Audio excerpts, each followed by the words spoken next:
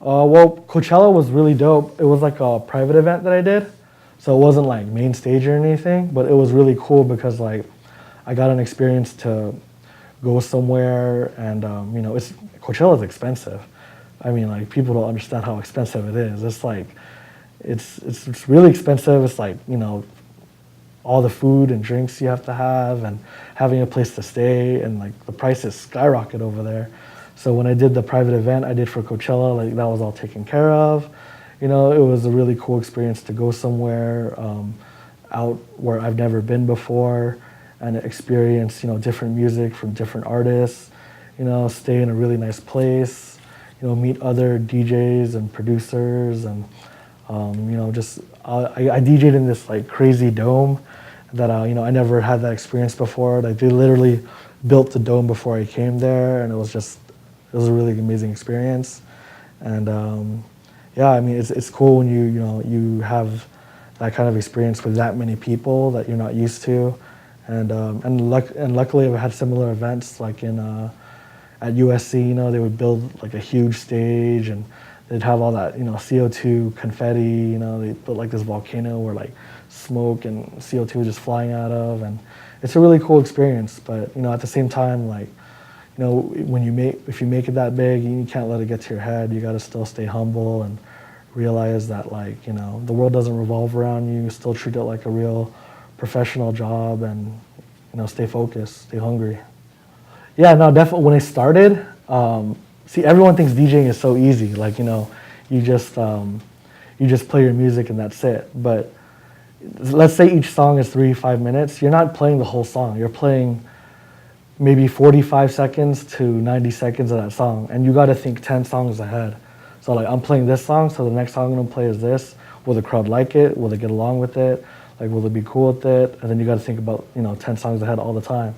So I remember during one of my first sets, luckily my friend was with me, the one that taught me how to DJ, and he would just stand there, and it got to a point where like I was picking a few songs, I was going by, I was doing well, and then like I kind of froze up because I'm like, oh man, I don't know what song to play next now, like I'm stuck, and then he would just take over in case I needed it.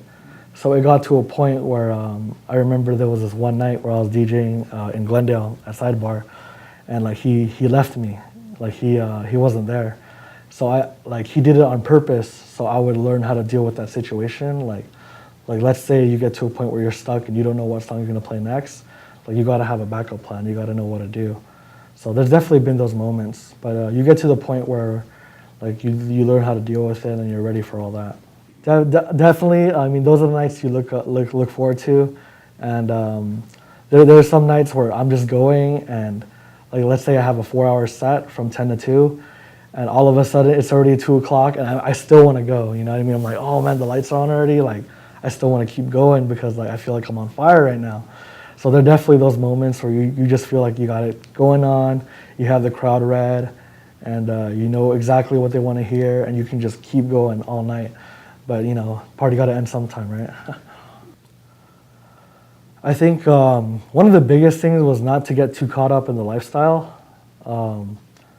That nightlife, entertainment lifestyle gets kind of crazy sometimes. Like you're going to Vegas like every week, and you're just running yourself dry. And like I worked a full-time job most of the time when I was DJing, and you get burnt out. Like you wake up for your regular job at like 7, you work till 5, you take a nap between like 5 and like 7, then you get ready for your gig, and then you go to your gig from like 10, you get home at 3 a.m., and then you have a few hours of sleep, do it all over again. So one of the things that I wish I knew back then was to just conserve energy and like, not get too caught up in the party, because you have a life outside of that. I mean, for DJs that do it full time, I know I had a night where had 3 gigs in 24 hours. So I had a gig from 10 till 3, and then I got home, slept for a little bit, and then it was a yacht party from like noon to 4, and then I got home like at 6 from that, took like a little nap, and then I had a DJ another event from 9 to 2 that night. So that's 3 gigs in 24 hours. So I was super burnt out. And you just gotta manage your time wisely, and also just the people you deal with, man. You gotta learn how to deal with people that you can trust, and make sure that you're doing business the right way. Just basically like I know that like a lot of DJs like love working with music, you know what I mean? And a lot of them, they don't get their big breaks right away, or they think like after this one event, like it's gonna blow up for them, and it's all gonna be easy. But I would just tell them like keep working hard, because like it doesn't come easy, Like you gotta go out there, put yourself out there, and you gotta constantly work hard. And it's not, DJing is not just the time that you get hired to play for from this time to this time. There's preparation involved. There's people to talk to. There's getting ready, setting yourself up for the rest of the year, Like you can't just rely on one big break.